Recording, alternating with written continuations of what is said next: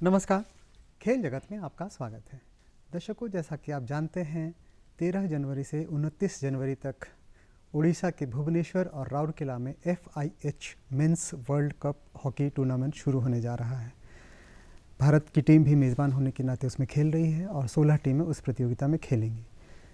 तो FIH mains world cup तथा झारखंड की हॉकी पर चर्चा करने के लिए आज हमने अपने स्टूडियो में आमंत्रित किया है खेल से जुड़ी, हॉकी से जुड़े दो हस्तियों को, दो विशेषज्ञों को। हमारे साथ हैं श्री विजय शंकर सिंह जी, जो कि हॉकी झारखंड के महासचिव हैं और हॉकी खेल से बहुत नज़दीक से जुड़े हुए हैं।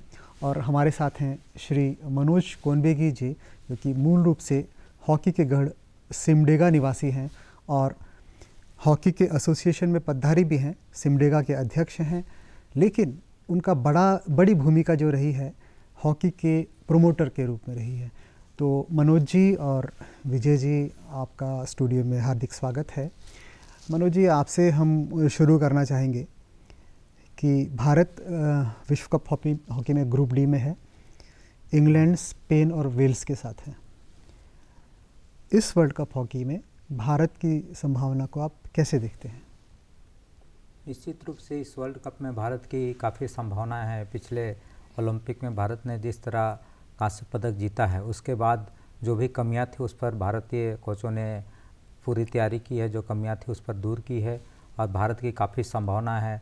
1975 के बाद ये अवसर भारत को मिल रहा है कि हम इस बार पदक जीतेंगे। और चूँकि ऑस्ट्रेलिया और नीदरलैंड काफ़ी मजबूत टीम मानी जाती है, अभी ऑस्ट्रेलिया से ही कुछ दिनों पहले भारत ने विजय हासिल की है। नीदरलैंड से भी अच्छा मैच खेला है, ड्रॉ रहा है, एक आध मैचों में उन्हें हराया है। तो भारत की काफ़ी संभावना है कि इस बार भारत पदक जीत पाएगा। विजय जी, यही सवाल मैं आपसे जानूंगा। भारत की टीम अभी विश्व में नंबर 5 रैंकिंग में भी है। भारत के वही सवाल मैं आपसे अगर पूछना चाहूँ कि आपकी नज़र में भारत इस वर्ल्ड कप में क्या कर सकता है? देखिए, इस बार हम लोग जीतेंगे और किसी हालत में जीतेंगे, क्या कि हमारे जो टीम का पोजीशन है बहुत पॉजिटिव पोजीशन है और 1975 के बाद इंडिया में हो रहा है, ये हम लोग जीतेंगे। मनोज जी, मेज़बान होने के नाते, जैसे विजय जी ने विश्वास के साथ कहा कि हम लोग जीतेंगे, मेज़बान होने के नाते किसी भी मेज़बान को जब कोई भी प्रतियोगिता अपने घर पर होती है, जैसे हम लोग कॉमनवेल्थ गेम्स का भी देखते हैं एग्जाम्पल, या फिर राष्ट्रीय खेल जो झारखंड में उसका ही एग्जाम्पल देखते हैं, तो मेज़बान होने के नाते प्रदर्शन अच्छा रहता है। तो उसका किसी तरह से फ़ायदा भारत को मिलने वाला है इस हॉकी प्रतियोगिता में, वर्ल्ड कप में? निश्चित रूप से मेज़बान होने के नाते बहुत सा फ़ायदा है, जिससे यहाँ से हमारे जितने भी खिलाड़ी हैं यहाँ के वातावरण से हमेशा वाकिफ़ हैं, यहाँ से सब दिन इसी वातावरण में रहते हैं। और दूसरी है कि यहाँ के दर्शकों का जो सहयोग मिलेगा, दर्शक ही बहुत सा निर्णायक होते हैं और भारत के लिए सबसे बड़ी है कि दर्शक यहाँ हैं। और राउरकेला के जैसे मैच हैं जिसमें 20,000 से अधिक क्षमता है, तो 20,000 दर्शकों का समर्थन भारत को मिलेगा। तो इस नई ऊर्जा आ जाएगी। अगर भारत कहीं कोई खिलाड़ी में कमजोरी भी कहीं आएगी, लेकिन दर्शकों का जब सपोर्ट मिलेगा तो अपने आप मोटिवेट हो जाएंगे और वे अच्छा खेल करेंगे। तो जैसे भारत तो ठीक है, हमें भारतीय होने के नाते हमें भी उम्मीद है भारत से बहुत अच्छा प्रदर्शन करने की। लेकिन हम जानते हैं कि हॉकी में भारत तो अच्छा किया ही, भारत ने पहले बहुत सारे मेडल ओलंपिक में जीते हैं। लेकिन अभी वर्तमान स्थिति में जो है, और जो टीमों की अगर बात करें भारत के अलावा, उनको आप कैसे आंकते हैं इस वर्ल्ड कप में? निश्चित रूप से और टीमें भी काफ़ी तैयारी करके आई हैं। ऑस्ट्रेलिया है, नीदरलैंड है, बेल्जियम है, ये काफ़ी मजबूत टीमें हैं, ये भी पूरी तैयारी करके आए हैं। फिर भी हमारी जिस तरह तैयारी चल रही है, पिछले कई प्रतियोगिताओं में अनेकों देशों में भारत प्रतियोगिताएं खेल रही है। कुछ दिन पहले ही प्रो लीग भी इसी स्टेडियम में हुई है, तो उसका लाभ भारत को मिलने वाला है। और फिर अभी कॉमनवेल्थ गेम से लेकर ओलंपिक का अनुभव जो हुआ है, जो हम में कमियां थी, प्रशिक्षक उस पर लगातार काम कर रहे हैं, जिसका लाभ भारत को मिलेगा। और टीम भी निश्चित रूप से मजबूत हैं, उनमें भी अच्छे खिलाड़ी हैं। लेकिन हमें पूरी उम्मीद है इस बार भारत अच्छा पोजीशन करेगी। विजय जी, आपसे जानना चाहिए, जैसे हॉकी जैसे हम लोग देखते हैं, जैसे स्पेन, बेल्जियम और बहुत सारे देश हैं, कनाडा वगैरह, ठंडे देशों में खेलते हैं। भारत जब वहाँ जाके खेलेगा और वो लोग यहाँ पर आके खेलेंगे, गर्म प्रदेश में खेलेंगे, तब आपको क्या लगता है ऐसा कि कुछ थोड़ा सा मौसम का तो अंतर महसूस होगा। क्योंकि अभी हमारे खिलाड़ी और नए साल की शुभकामना के साथ एकदम मेरा 100% विश्वास है कि जिस तरह खिलाड़ियों ने मेहनत अभी कर रहे हैं, लगातार 12 घंटा 14 घंटा मेहनत कर रहे हैं, एकदम जीत है। ठीक है, मजबूत टीम बहुत लोग हैं, लेकिन हमारा सोच इस बार जब से हमारे हॉकी इंडिया के महासचिव श्री भोलानाथ सिंह ने इस ओर बहुत ध्यान आकर्षित किया है कि किसी हालत में ये मैच, ये वर्ल्ड कप को जीतना है। बिल्कुल। मनोज जी, एक तकनीकी पक्ष पर हम लोग आते हैं जो कि भारत के साथ बहुत पुरानी समस्या रही है, वो है ड्रैग फ्लिकिंग, पेनल्टी कॉर्नर की। बहुत सारे अच्छे मैच, अच्छे प्रतियोगिताओं में भारत इसलिए पिछड़ा है कि एंड मौके पर पेनल्टी कॉर्नर में मजबूती नहीं दिखा पाया। अब जो विजय जी ने बताया, आपने भी बताया कि तैयारी अलग तरह की है, तो पेनल्टी कॉर्नर को अगर हम देखें, ड्रैग फ्लिकिंग को देखें, उस पॉइंट ऑफ व्यू से अगर हम जाएं तो आपका क्या नज़रिया है? निश्चित रूप से भारत की समस्या रही है पेनल्टी कॉर्नर की समस्या, कि पेनल्टी कॉर्नर हमें मिलता है तो उसे हम गोल में नहीं बदल पाते हैं। लेकिन पिछले कई टूर्नामेंटों में जो कमियां थी उसको दूर करने के लिए भारत ने हॉलैंड से के साथ एक विशेष रूप से पेनल्टी कॉर्नर में ही काम किया है। ड्रैग फ्लिकर के रूप में हमारे पास हरमनप्रीत के अलावे 2-4 खिलाड़ियों को उन्होंने तैयार किया है।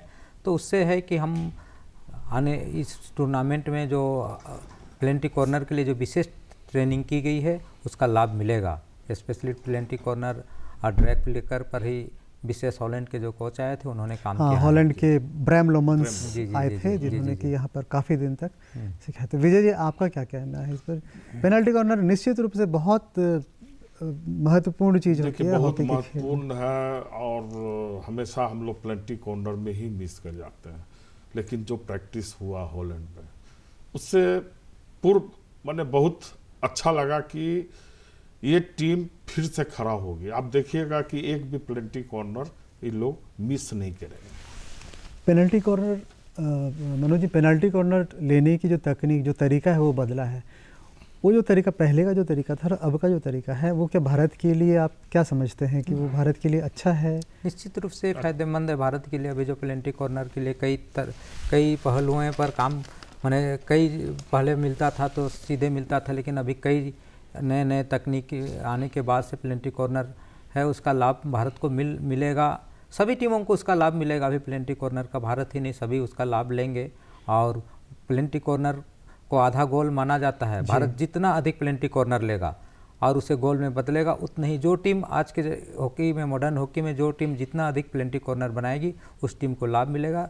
तो भारत भी उस पर विशेष तैयारी किया है। तो निश्चित रूप से हम कह सकते हैं कि इस वर्ल्ड कप में भारत पेनल्टी कॉर्नर में जिस तरह तैयारी किया है उसका लाभ मिलने वाला है। हाँ, जैसे अभी ब्रैम ने भी कहा, लोमस ने भी कहा कि हरमनप्रीत के अलावा 3-4 खिलाड़ी उन्होंने आइडेंटिफाई किए हैं भारतीय टीम में जो कि ड्रैग फ्लिकिंग में एक्सपर्ट है। तो हम भी उम्मीद करते हैं कि एक जो बहुत ही, जैसा आपने सही कहा कि पेनल्टी कॉर्नर मिलना मतलब आधे गोल की संभावना आ गई। आधा आपके ऊपर है कि कैसे आप कन्वर्ट करते हैं। आधा मौका आपको मिल गया है और आधा आपके स्किल पर डिपेंड करता है, आप उसको कन्वर्ट कर पाते हैं कि नहीं। तो निश्चित रूप से हम उम्मीद करते हैं कि पेनल्टी कॉर्नर जो है, जिसमें भारत चूकता रहा हमेशा, उसमें आगे अच्छा करे। तो हम थोड़ा आते हैं उड़ीसा की तरफ, जहाँ पर ये विश्व कप प्रतियोगिता पहली बार यहाँ पर आयोजित की जा रही है। जैसे कि आपने कहा कि 1975 के बाद यहाँ पर मौका मिला है। तो आप विजय जी और आप मनोज जी दोनों ही वहाँ से होकर के आए हैं, बार बार आप लोग वहाँ पर गए, तैयारी देखने के लिए आए हैं।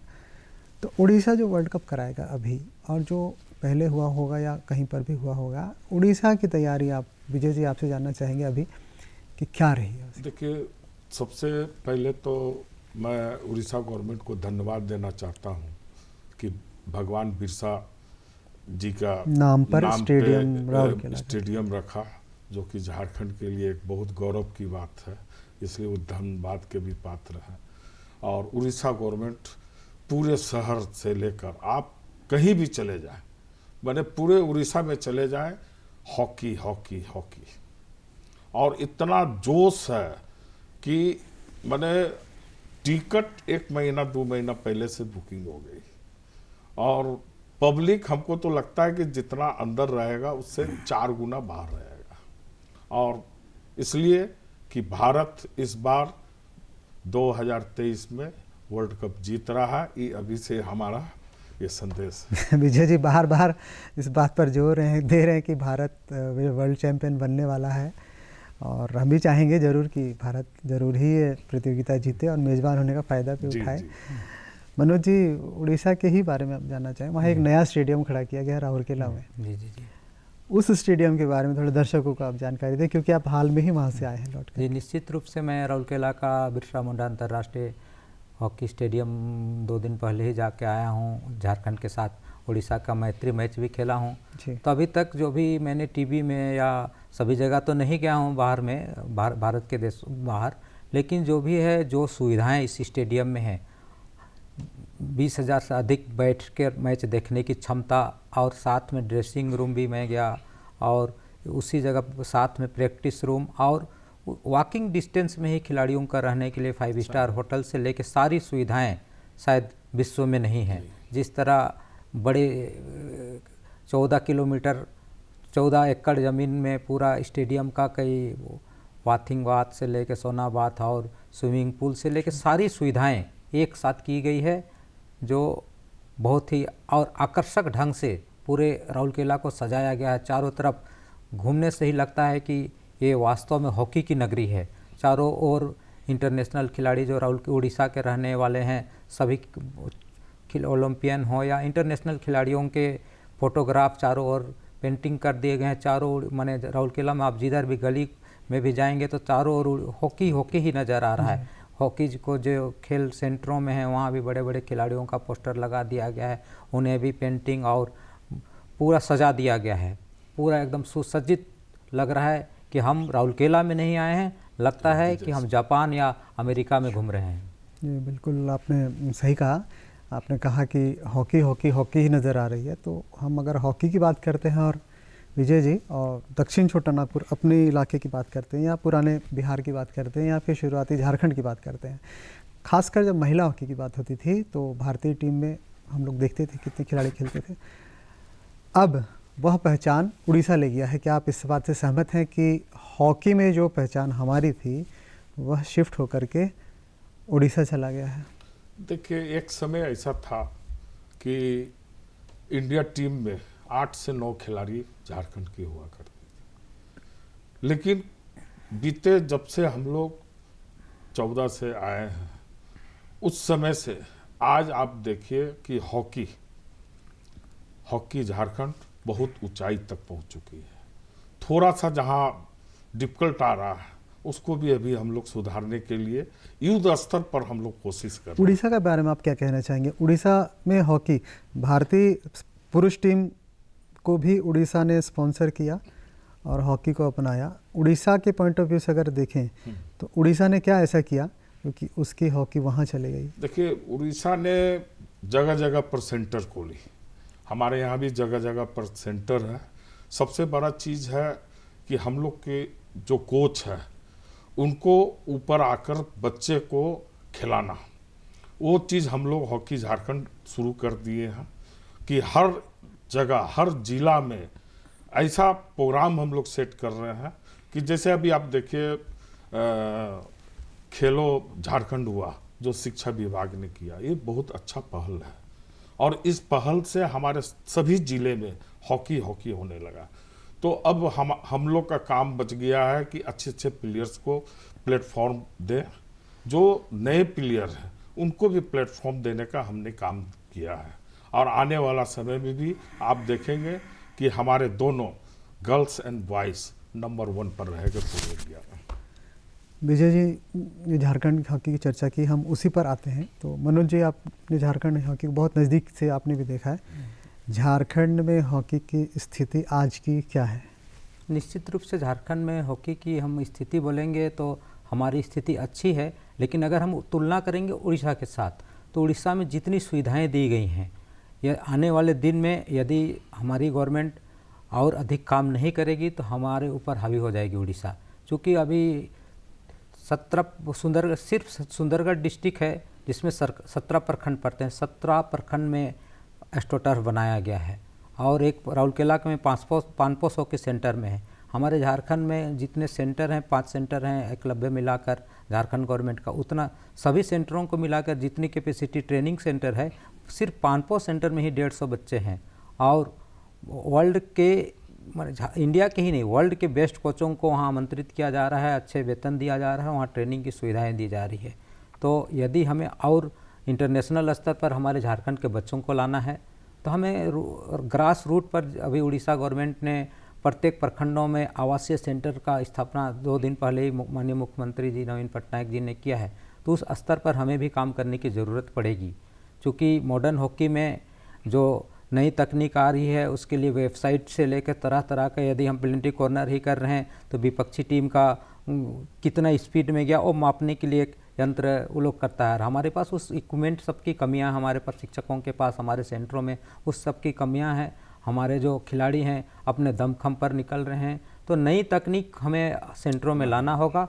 और सबसे बड़ी अगर ज़रूरत है झारखंड में, तो जो भी हमारे प्रशिक्षण केंद्र हैं वहाँ अच्छे प्रशिक्षक के साथ अच्छी डाइट की ज़रूरत है, क्योंकि हम खिलाड़ियों को अच्छा खाना नहीं दे पाएंगे तो वे अच्छे टैलेंट भी रहेंगे, लेकिन जब वे इंटरनेशनल स्तर पर जाएंगे, कैंपों में जाएंगे, तो जब उन्हें ज़्यादा मेहनत करना पड़ेगा तो उनमें इंजरी आएगी। और जो हमारा अच्छा खिलाड़ी, देश का अच्छा खिलाड़ी है, और जब खेलने का वक्त आएगा तो इंजर्ड होकर बाहर आ जाएगा। विजय जी, आपसे आप 2014 से आप लोग झारखंड में हॉकी को देख रहे हैं। 2014 से पहले की हॉकी और आपकी झारखंड की हॉकी और उसके बाद की हॉकी में आप क्या फ़र्क लेकर के आए? देखिए, फ़र्क था कि 2014 से मैंने आप 2005 और 14 के बीच में देखिए तो झारखंड में हॉकी नीचे आ गया था। लेकिन 2014 से जिस तरह हम लोगों ने, चाहे मनोज जी हो और भी बहुत लोग हैं जो कि हॉकी के पीछे ही हम लोग लगे हुए हैं, और हम चाहते हैं कि हमारा झारखंड का नाम पूरे भारत में नंबर 1 है। और अभी जैसे गर्ल्स में आ रही है, बॉयज़ में आप देखिए रिजल्ट बहुत अच्छा आ रहा है, और अभी आने वाला नेशनल में सभी का रिजल्ट आप देखिए नंबर 1 नंबर 2 पर रहेगा। बॉयज़ हॉकी और गर्ल्स हॉकी बहुत बड़ा फ़र्क नज़र आता है झारखंड में। विजय जी ने अभी कहा कि 8 से 9 खिलाड़ी पहले खेला करती थी, और अभी भी शायद 4 खिलाड़ी भारतीय महिला टीम में आ चुके हैं, सीनियर महिला। बॉयज़ हॉकी की अगर बात करें तो, पुरुष हॉकी की बात करें तो बहुत ही निराशाजनक स्थिति है। जबकि इस क्षेत्र के हॉकी को पहचान दिलाई है जयपाल सिंह मुंडा जी ने, सिल्वानुस डुंगडुंग जी ने, मनोहर टोपनो जी ने, ऐसे खिलाड़ियों ने। पुरुष हॉकी से ही जो पहचान बनी और महिला हॉकी पे आ गया। पुरुष हॉकी क्यों पीछे छूट गई? निश्चित रूप से हमारे 1928 की बात करेंगे तो भारतीय स्वर्ण पदक विजेता ओलंपिक में टीम के कैप्टन हमारे जयपाल सिंह मुंडा थे। 1971, 73, 75 के वर्ल्ड कप में माइकल किंडो, 1980 के वर्ल्ड ओलंपिक में सिल्वानुस डुंगडुंग थे। लेकिन उस समय की जो हॉकी थी, पुरुष हॉकी में टर्फ में नहीं खेला जाता, चाहे कोई भी हॉकी टर्फ। लेकिन जब से टर्फ, एस्ट्रो टर्फ की शुरुआत हुई, तब से हमारा झारखंड में एस्ट्रो टर्फ की कमी थी। तो पुरुष हॉकी में हमारे खिलाड़ी मैंने उस ट्रेनिंग नहीं मिल पाने के कारण नहीं आ पाते थे। और बीच में क्या हुआ उस पर मैं नहीं जाना चाहता हूँ। 14-15 के बाद हम लोगों ने जब से देखा कि महिलाएं कुछ अच्छा हैं लेकिन पुरुष हॉकी में डाउन है, हम लोगों ने धीरे धीरे उस पर शुरुआत किया है, काम करना चालू किया है। और विशेष रूप से सिमडेगा और आपका खूंटी 2 जिला है हमारा जो हॉकी का सबसे बड़ा केंद्र है। और मैं सरकार का शिकायत तो नहीं करूंगा, लेकिन दुख भी लगता है कि हमारे दोनों जगह झारखंड सरकार के आवासीय सेंटर हैं, दोनों जगह हमारे प्रशिक्षक नहीं हैं। तो यदि हम जो मूल जगह है वहाँ प्रशिक्षक नहीं रखेंगे तो हम बहुत ज़्यादा उम्मीद नहीं कर सकते। फिर भी हम लोगों ने प्रयास किया है, अपने स्तर से प्रयास किया है, और विगत 3-4 वर्षों में पुरुष हॉकी में भी हमारा धीरे धीरे सुधार हुआ है। हम पहले 2020 से पहले कोई भी रिजल्ट नहीं था, हमारे पास कोई भी मेडल नहीं था। लेकिन 2019 में सबसे पहले सब जूनियर में कांस्य पदक प्राप्त किया, 2021 में हमने स्वर्ण पदक जीता, 2022 में फिर हम लोगों ने फाइनल खेला। और इस बार जो 2022 में जो भी टूर्नामेंट हुआ, हमारे सब जूनियर वर्ग में, जूनियर वर्ग में, सीनियर वर्ग में, तीनों वर्ग में पुरुष टीमों ने क्वार्टर फाइनल तक में प्रवेश किया। उसके बाद नेशनल गेम में भी हमारे खिलाड़ियों ने क्वालिफाई किया, और मैं टीम के साथ था। मैंने देखा कि हमारे बच्चों ने बहुत अच्छा प्रदर्शन, निश्चित रूप से हम मेडल नहीं जीत पाए, लेकिन हमारे खिलाड़ियों ने बहुत अच्छा संघर्ष किया, यंग खिलाड़ी थे।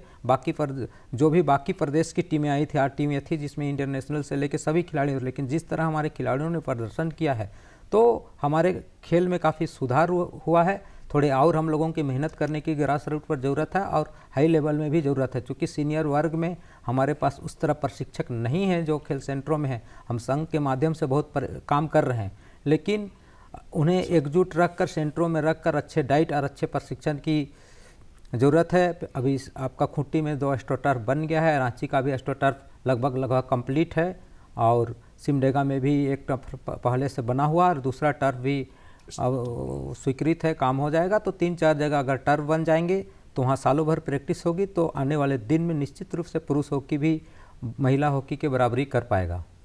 विजय जी, मनोज जी ने अभी 2 बातें की हैं, एक तो प्रशिक्षकों की कमी के बारे में बताया है और दूसरा बताया है एस्ट्रोटर्फ। तो आप हॉकी झारखंड के पदधारी हैं, महासचिव हैं हॉकी झारखंड के। आपके दफ्तर के ठीक पीछे कई लगभग साल भर से ऊपर एक टर्फ हटा है और दूसरा टर्फ रखना है। टर्फ शायद आ भी चुका है, लेकिन अभी तक उसमें कुछ भी नहीं हुआ है। ऐसा क्या वजह है? उसका वजह था कि जुलाई अगस्त में आया था और पानी उस समय बहुत था। देखिए क्या है कि टर्फ का मतलब है कि पूरा, जैसे आप गवर्नमेंट गर्ल्स स्कूल में भी देखे होंगे कि टर्फ बिछा, उसमें बबूल आने लगा। तो उस समय हो सकता है कि उसमें पानी आया, अगर पानी का थोड़ा सा भी छींटा अगर उस पेस्ट में आएगा तो बबूल आएगा। इसलिए वजह था, सरकार को भी हम लोग बोले कि थोड़ा सा पानी रुक जाए, उसके बाद क्या कि बिछाना हम लोग को है, लॉन्ग लाइफ चलाना है। तो इसलिए इसको हम लोगों ने सोचा कि जनवरी फरवरी में ये कंप्लीट कर जाएगा। अभी पानी का मौसम है नहीं और अब वो पूरा अपना काम ओके हो गया है। अब केवल टर्फ बिछना है और बहुत जल्द ही टर्फ बिछेगा और अच्छा टर्फ बिछेगा। क्योंकि अभी जितने भी बिल्डिंग का काम था सभी कंप्लीट हो गया। चेंजिंग रूम में यहाँ से इंजीनियर जा रहे हैं राउरकेला देखने के लिए कि चेंजिंग रूम किस तरह बनाया जाए। यहाँ से सरकार के माध्यम से हम लोगों ने सरकार को दिए हैं कि जो भी आपका इंजीनियर है, स्कूटी है, जाके वहाँ देखे उस तरह का चेंजिंग रूम। क्या कि आने वाला समय में हमारे जो प्रेसिडेंट है भोलानाथ सिंह का कहना है कि एक बड़ा मैच यहाँ हम लोग लेंगे, तो बड़ा मैच के लिए हम लोग का चेंजिंग रूम और ये सब चीज़ सारा अवेलेबल होना चाहिए। तो हम लोग अब उस पर लगे हुए हैं।